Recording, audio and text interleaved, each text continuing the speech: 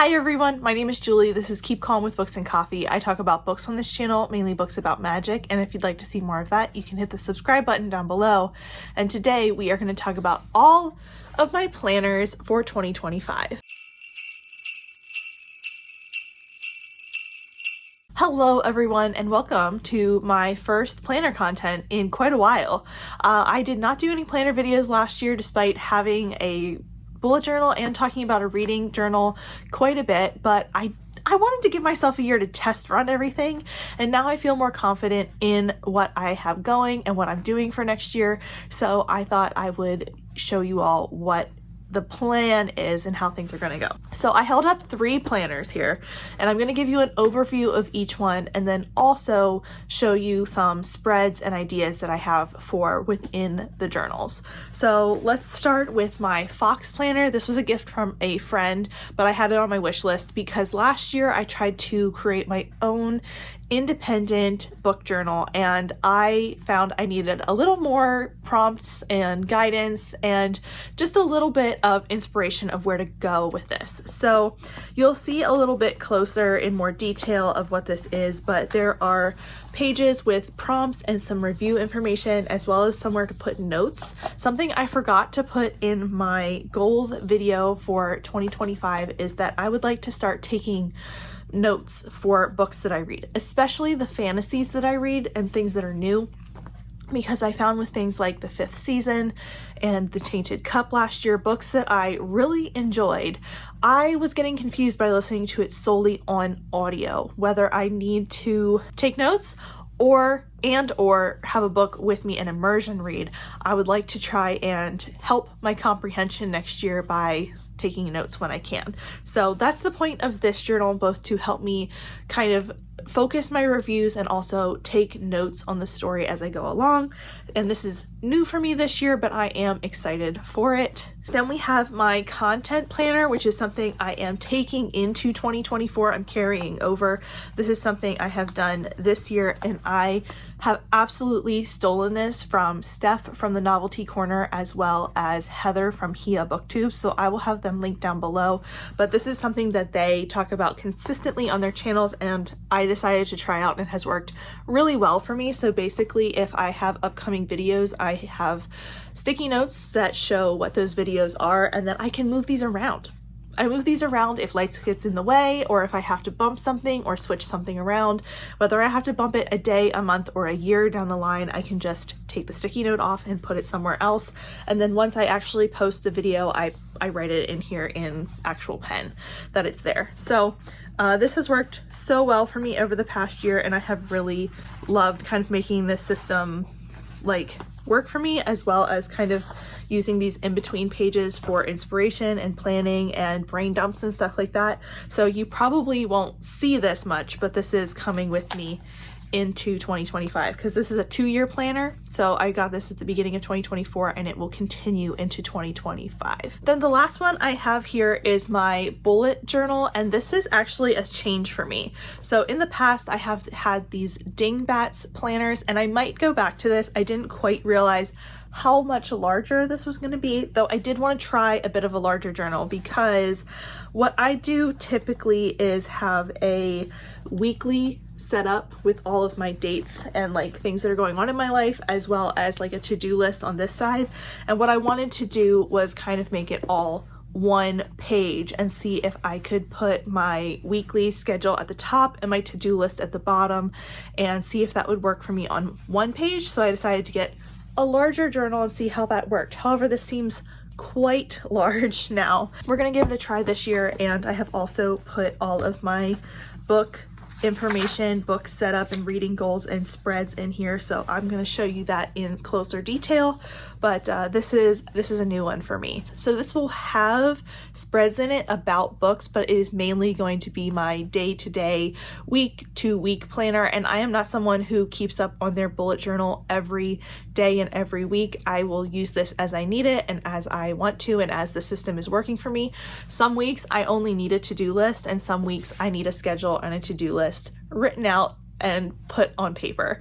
So we'll see how this goes. I'm anxious to see whether this is something that I can make work in this format or if I'm gonna have to go back to the smaller journal because this seems so large right now. I will be walking you through the spreads I have created for this and kind of giving you a little flip through of the Fox planner in just a second. Anyone that I talk about as far as inspiration or places that I bought things will be linked down below. But let's jump into my spreads.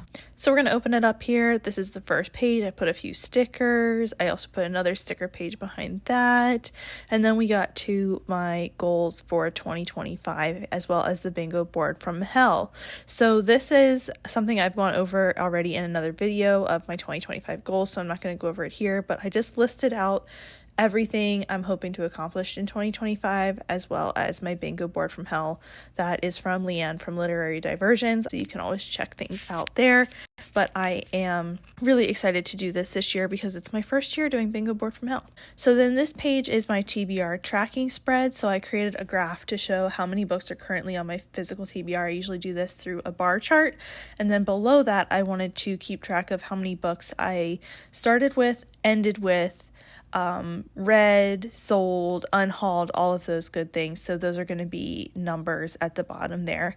And then I also have a spread on the other side that is my face-offs for 2024. And I think I did this incorrectly somehow.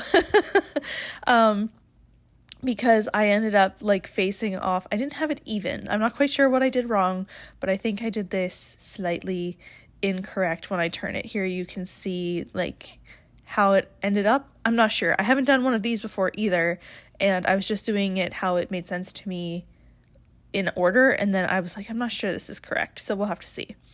Then I was planning on doing a 12 books from 12 friends spread, but I didn't really get that together, and I'm not sure if I'm going to because I already have so many other challenges and things going on, including some that friends have created.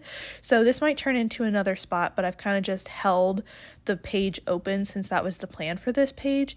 Then I have a 2024, I've put the wrong date here, 2025 purchased books tracker to keep track of the title, the location I purchased in, the format, and the price, because I want to kind of keep track of all my spending in 2025. And I do this already. I don't know that there'll be a video on it this year, but I do keep track of like how much I'm spending on books and book subscriptions, as well as what I'm taking in by selling books on Pango. So this is just another interesting thing to look back on at the end of the year. Then I'm not quite sure what I'm going to do with these two pages. I just really wanted to put them here because I want 2025 to be my year of fantasy and sci-fi. So like I talked about this in my goals video that I want to read a lot of fantasy and sci-fi next year. So my vision for these pages is that I'm going to write out series that I want to get to, series that I'm really interested in, ones that have caught my attention and I don't want to forget about. So that's kind of my plan for here, but it's not an official TBR like my physical TBR. It's more like as I hear about fantasy and sci-fi, I want to keep track of them here so I don't forget anything. Then the next page is my format tracker, and this is going to be if I'm listening to audiobooks, reading them physically, ebook, a combo, and then I want to keep track of how many I do for each month. So that's that page. And then my other page is my book source tracker. So if I borrowed a book from the library, if I bought the book, if I did a combo, like if I have a physical copy, but I listened to the audiobook from my library. So that's kind of the plan here. I got the stickers from this, from a book launch event where I went to for Fanny Story is the one on the format tracker side. And then the other one is from Redbubble on the book source side. And I will talk more about the artists that created that in just a second. And then DNF Graveyard, I need to give credit to, I think, Leandra for this. I'm not sure where she got the idea, but in her bullet journal video recently, I saw her talk about the DNF Graveyard. And this seems like such a fun idea. So I definitely want to try to do this next year. Just make little gravestones for each of the books that I DNF. And I haven't tried to make any yet because I don't know how many I'm going to need to make. I kind of want to base it on the number of ones I DNF this year, and then I can start figuring out how big the gravestones are going to be. Then I printed out the 25 in 25 challenge from Bree over at 4 Paws in a Book, and this is for, I'm planning on printing out the book covers as I fill in these squares and filling out the bingo board. And then these pages are ones that I printed out from a Etsy store from Ellen, and she is also the creator of the sticker that I had on the other page that I said I would mention in just a minute. So if you want to check out her shop, she has some really fun stickers and downloadables and stuff like that. So definitely check her out. And I think what I'm going to do is just plan on coloring these in. I think I'm going to create a key based on genre and then color them in the colors for the genre rather than trying to write the names of the books, just color in the books. So that's my plan for these pages. We'll see how that works and what I end up doing. And then the last 2 pages are all about series. The first one is the series Takedown Challenge from Rainy. Again, another bingo board that I'm going to fill in as I go.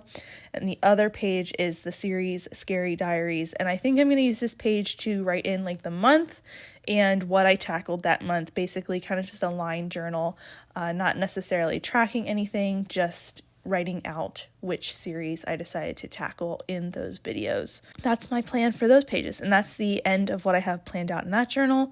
And then I have my Fox planner, and I will have this link down below. I got it off of Amazon. You can check it out there, but it's pretty simple. It's just a pre-printed reading journal with an index and a reading log. I think there's a book log in here, or maybe a TBR list. Oh, daily reading tracker, and just lots of little pages that's a little bit more structured than what I had going on last year.